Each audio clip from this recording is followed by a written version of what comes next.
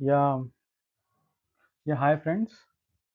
सो आज हम लोग बात करने जा रहे हैं आगे के आर्टिकल के बारे में।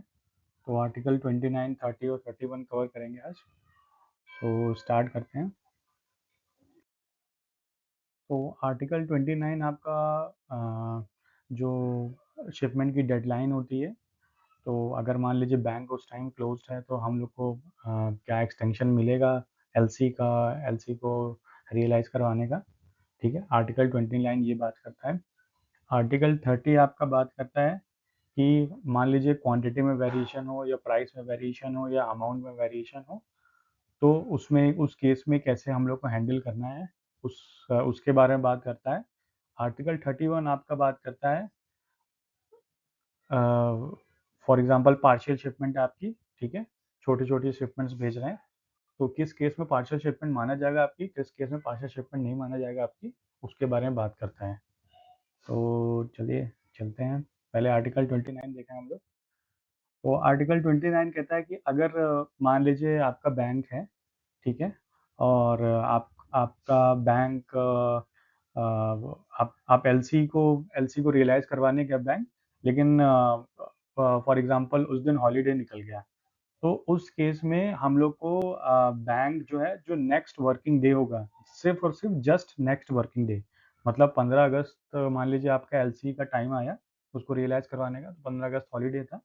तो इसके बाद जस्ट नेक्स्ट वर्किंग डे मान लीजिए 16 अगस्त को आपका जो नॉर्मल वर्किंग डेज हैं, मंडे टू फ्राइडे, अगर वो दिन उसमें से एक दिन भी हुआ तो आप उस टाइम रियलाइज़ करवा सकते हैं अपनी एलसी। ठीक है, वही एक लास्ट दिन मिलता है। तो ये आर्टिकल 29 का मतलब ये है। तो फर्स्ट फॉलोइंग बैंकिंग डे, ठीक है, तो ये इसका मतलब होता है। आर्टिकल 29 इसी की बात करता है। ठीक है, अगर आपका एक्सपायरी डेट, ये अगर मान लीजिए एलसी की एक्सपायरी 14 जनवरी को है, तो अब 14 जनवरी को बैंक हॉलीडे है, 15 जनवरी को बैंक खुला है, तो उस केस में हम लोग को 15 जनवरी तक का टाइम मिल जाएगा। वो एक्सपायरी डेट एक दिन के लिए एक्सटेंड हो जाएगी। ठीक है, registration will be extended with the following banking days.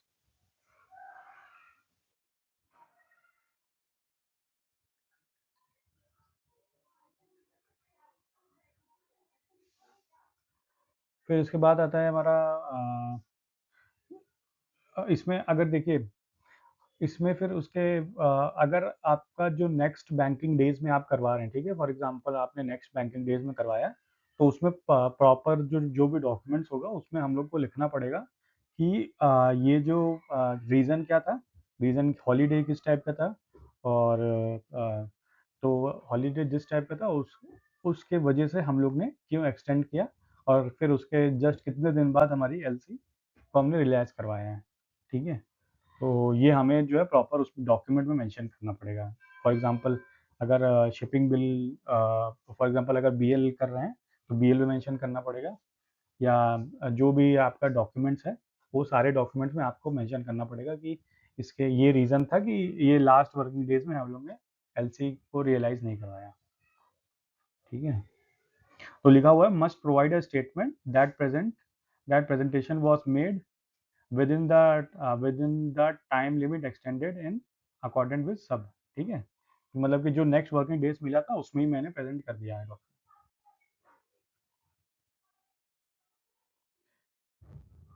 लेकिन अभी यहाँ पे एक चीज़ हम लोग को ध्यान रखना है, ये एक बात और बताता है कि हम लोग का जो एलसी का डेट है वो एक्सटेंड हो सकता है, लेकिन शिपमेंट का डेट हमारा एक्सटेंड नहीं हो सकता। फॉर एग्जांपल आपने शिपमेंट बनवाई है, आपकी शिपमेंट रेडी है, फॉर एग्जांपल 15 फरवरी को रेडी है, ठीक है, आपकी 15 फ़रवरी को शिपमेंट रेडी है, लेकिन आप शिपमेंट को एक्सटेंड कर रहे हैं 16 फरवरी को, ठीक है, तो उस केस में बैंक बोलेगा कि आप आपका जब शिपमेंट का डेट 15 जनवरी था, तो आपने उसको 16 जनवरी शिपमेंट का डेट अगर 15 फरवरी था तो आपने उसको 16 फरवरी क्यों किया।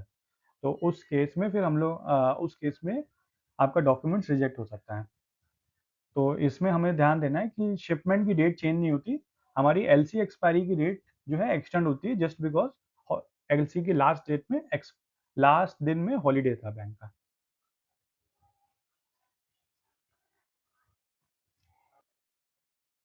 इसके बाद अभी हम लोग आर्टिकल 30 देखेंगे।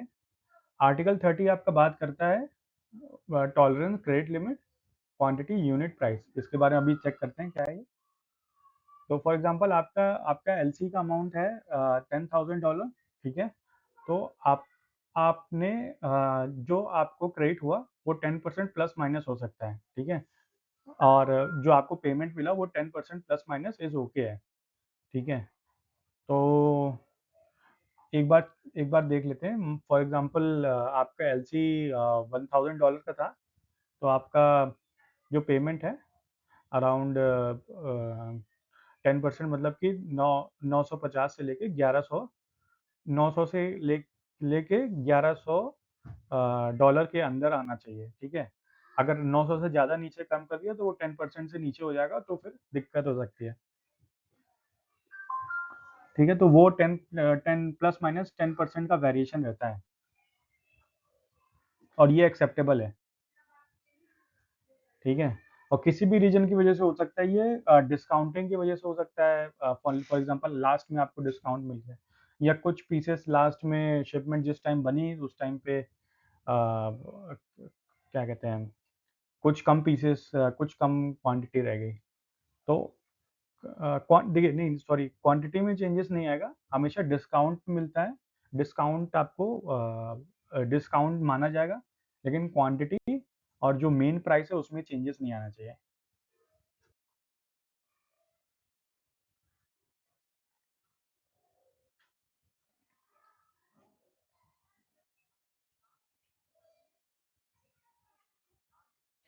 अभी फॉर एग्जांपल अगर क्वांटिटी में अगर डिफरेंस आता है, ठीक है, तो उसमें अगर क्वांटिटी नहीं मेंशन है, फॉर एग्जांपल एलसी में आपकी क्वांटिटी मेंशन नहीं है, तो उसमें भी 5% का वेरिएशन आपको मिलता है, ठीक है। फॉर एग्जांपल आपकी आपने 1,000 पीस की शर्ट थी, 1,000 पीस की आपकी शिपमेंट थी, ठीक है। तो क्या कहते हैं, 950 के ऊपर, मतलब 960, 950 से लेके 1,050 तक आपका वेरिएशन हो सकता है, लेकिन उससे ऊपर नीचे नहीं जाएगा, ठीक है। लेकिन ये मेंशन होना चाहिए एलसी पे कि मतलब एलसी में मेंशन नहीं होना चाहिए क्वांटिटी स्पेसिफिक की सेम क्वांटिटी हमें चाहिए।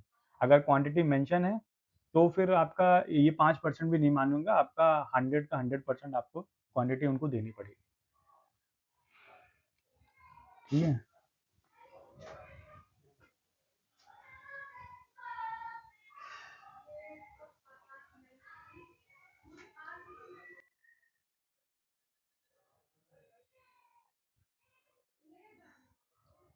अब यहाँ पे चेक कर लेते हैं 5% जो क्या कहते हैं 5। और इसमें एक चीज़ और होता है, 5% टॉलरेंस अमाउंट, ठीक है। तो उसका उसका देख लेते हैं कि ये तभी अप्लाई होता है जब पार्शियल शिपमेंट जो है अलाउडेड ना हो। फॉर एग्जांपल अगर एक क्वांटिटी ऑफ गुड्स है, वो शिप्ड हुआ है, ठीक है। तो आपका गुड शिप्ड हुआ है, मतलब total quantity of goods shipped हुआ है 1,000 पीस की आपकी शिपमेंट थी, और 1,000 पीस आपकी शिपमेंट डिलीवर्ड हुई है, ठीक है। और unit price is not reduce, मतलब कि जो 10 पर शर्ट की पीस 10 रुपए थी वो भी रिड्यूस नहीं हुई है, ठीक है। लेकिन मतलब कि कुछ डिस्काउंट की वजह से या कुछ भी वही मतलब कुछ भी डिस्काउंट की वजह से आपका जो टोटल क्या कहते हैं टोटल अमाउंट आया वो 10,000 आया, पर उसमें आपको जो अमाउंट आया वो आया $9,800, ठीक है। तो उस केस में वो वो तभी ओके है, लेकिन वो तभी मतलब ओके है कि आपका जो शिपमेंट है, और शिपमेंट को जो अमाउंट और शिपमेंट का जो क्वांटिटी है वो चेंजेस ना हो।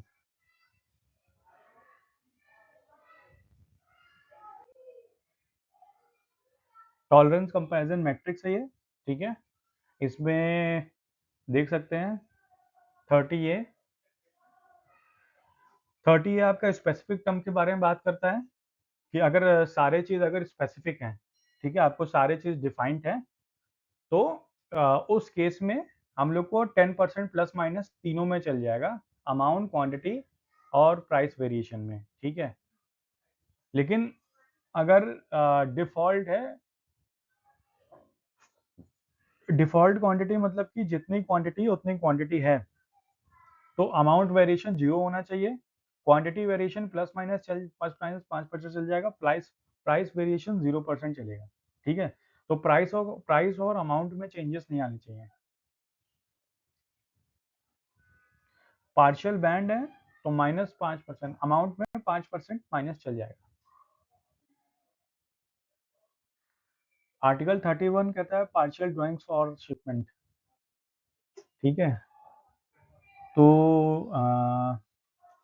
पार्शियल ड्राइंग और शिपमेंट तभी अलाउडेड है जब क्या कहते हैं आपकी शिपमेंट 1, शिपमेंट 2, शिपमेंट 3, ठीक है, ये तीनों शिपमेंट एक क्रेडिट पे गई हो। एक बार आगे समझ लेते हैं इसको। तो तीनों शिपमेंट एक ही बोट से जानी चाहिए, ठीक है। अगर उसको पार्शियल शिपमेंट किस शिपमेंट को नहीं माना जाएगा, अगर तीनों शिपमेंट आपकी एक बोट से गई है, ठीक है, और क्या कहते हैं सेम डेस्टिनेशन गई है, और मतलब अगर एक बोट से गई है तीनों शिपमेंट, तो आपका पार्शियल शिपमेंट नहीं माना जाएगा। और अगर एक बोट से गई है और एक बोट से नहीं गई है, तो आपका पार्शियल शिपमेंट माना जाएगा। ये मेन कारण होते हैं पार्शियल शिपमेंट और नॉन पार्शियल शिपमेंट के, कि अगर आपका एक बोट से तीनों शिपमेंट गई है, तो आपका पार्शियल शिपमेंट नहीं माना जाएगा, और आपका अगर एक बोट से तीनों शिपमेंट नहीं गई है, तो उस केस में आपका पार्शियल शिपमेंट माना जाएगा। तो वही लिखा है कि मस्ट ट्रांसपोर्ट डॉक्यूमेंट डिफरेंट होना चाहिए, मस्ट डेट ऑफ शिपमेंट, ठीक है। अगर उसमें इसमें ये लिखा है कि मल्टीपल डॉक्यूमेंट्स आपका, आपने चलिए ठीक है, आपने मल्टीपल डॉक्यूमेंट बना लिया, ठीक है, आपने मल्टीपल डेट ऑफ शिपमेंट कर दी, ठीक है, आपने मल्टीपल अलग अलग पोर्ट से लोड करवा दिया, लेकिन same destination, same board same destination है, तो आपका पार्सल शिपमेंट नहीं हुई, ठीक है।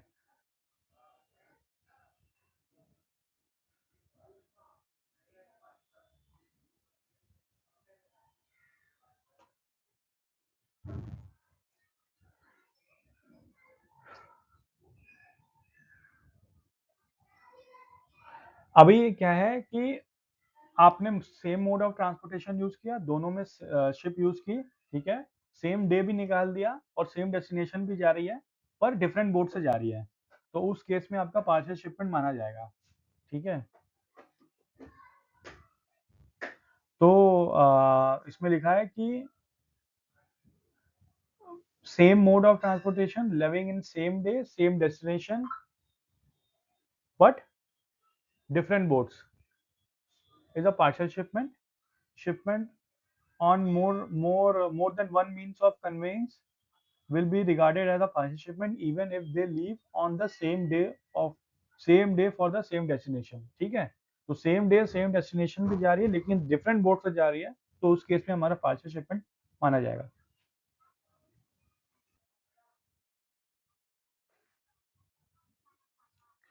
कोरियर और पोस्टल को एक्सेप्शन मिला है। अगर कोरियर में डिफरेंट डिफरेंट कोरियर से जा रहा है, ठीक है, फॉर एग्जांपल आपका पार्सल है, वो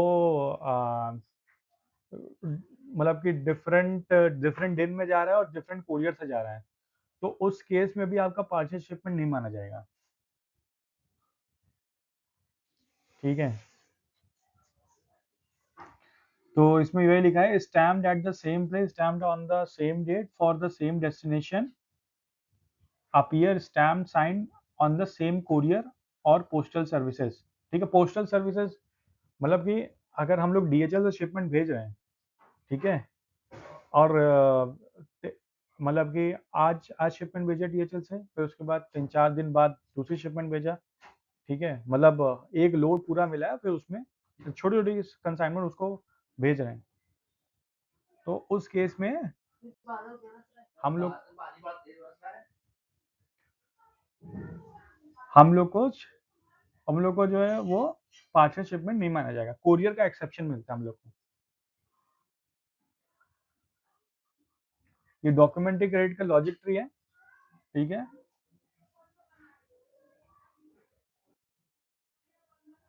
की operating principle, shipment dates are absolute, extension granted तभी मिलेगा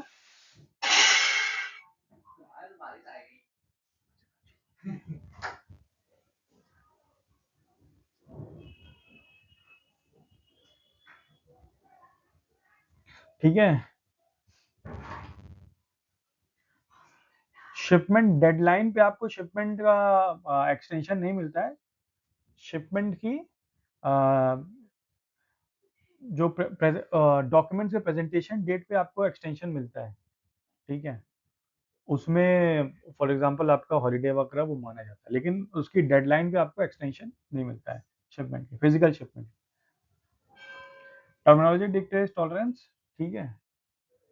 तो इसमें जो स्पेसिफिक हमें 10% 5% वेरिएशन दिए हैं उसके अकॉर्डिंग हम लोग को चलना पड़ेगा, ठीक है। वो स्पेसिफिक है, ठीक है। कन्वेंस ओवरराइड डॉक्यूमेंटेशन, ठीक है। मल्टीपल डॉक्यूमेंट्स आपका पार्शियल शिपमेंट नहीं क्रिएट करते जब तक कि हम लोग फिजिकली जो है दो डिफरेंट मोड्स ऑफ या दो डिफरेंट ट्रांसपोर्टेशन हम लोग यूज नहीं करते। फॉर एग्जांपल जैसे मैंने बताया कि दो दो बोट्स जब तक यूज नहीं करते तब तक हमारा पार्शियल शिपमेंट नहीं माना जाता। अगर सेम दिन में ही दो बोट यूज कर रहे हैं, सेम दिन में ही दो बोट क्या सॉरी वेसल्स, सेम दिन में दो वेसल्स यूज कर रहे हैं और सेम डेस्टिनेशन है बट दो वेसल है डिफरेंट डिफरेंट, तो पार्शियल शिपमेंट है।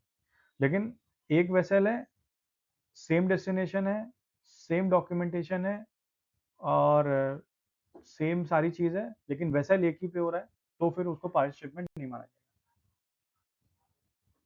ठीक है, थैंक यू।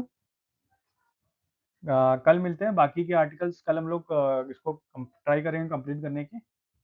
ओके।